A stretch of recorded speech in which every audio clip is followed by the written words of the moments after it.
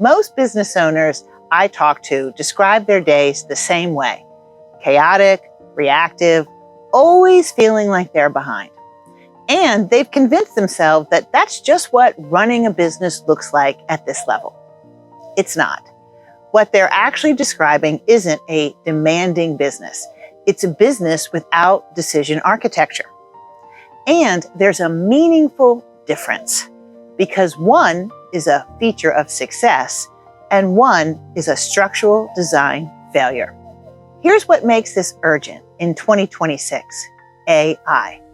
If you're thinking about using AI in your business to speed up operations, to scale your team's output, to get more leverage from fewer hours, you need to understand something critical. AI amplifies what's already there. If your business runs on consistent, structured decision-making, AI will scale that consistency. If your business runs on reactive, ad hoc decision-making, AI will scale the chaos faster than any human ever could. And this isn't theoretical. Researchers and enterprise operations experts are flagging it right now. Organizations that build design infrastructure before scaling AI will compound those strengths. Those that don't will find that AI accelerates their existing problems. And that changes the conversation about AI readiness entirely. So, I bet you're asking, what is decision architecture and why don't most businesses have it? Decision architecture is the combination of three things: decision criteria, what does a good decision look like in your business? Decision rights, who has the authority to decide what and when does it escalate?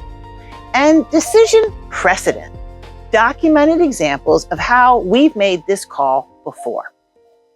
Most owner-dependent businesses have none of these. The criteria lives completely in the owner's head. The rights are ambiguous, so escalation is always safer. And precedent is never captured, so every situation feels like a new situation. And the result? The owner becomes the decision engine for the entire company.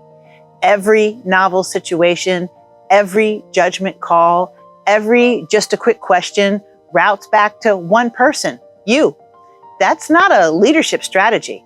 That is a structural design failure. I worked with a business owner. They had a multi-million-dollar business, a very strong and loyal team, and they couldn't take a full week off without their phone blowing up.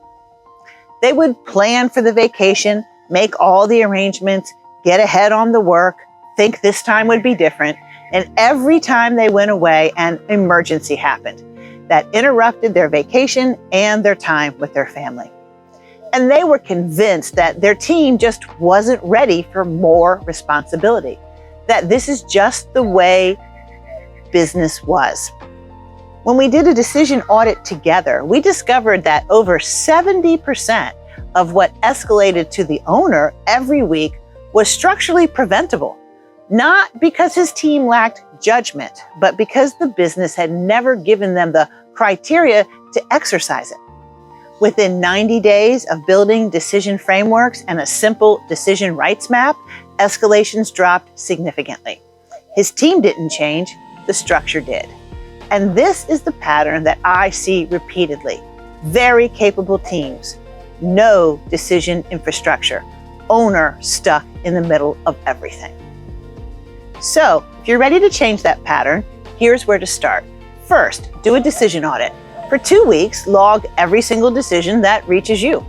And note whether it actually required your judgment specifically, or whether the right framework would have let your team handle this without you. Most owners are stunned by what they find. Second, build your decision framework library. Start with your 10 most frequent decision categories. Document the criteria. Give your team the standard to work from. And then third, and this is especially important if you're considering AI, and you should be, get a clear read on your AI readiness. Not just whether your team can use the tools, but whether your decision infrastructure is solid enough to have AI applied to it.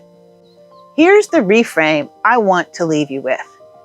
The most effective leaders I work with aren't the ones making the most decisions. They're the ones who've built systems so good that most decisions make themselves. That's not removing yourself from leadership. That's elevating what leadership means. The businesses that scale in this new era aren't built on effort, they're built on design.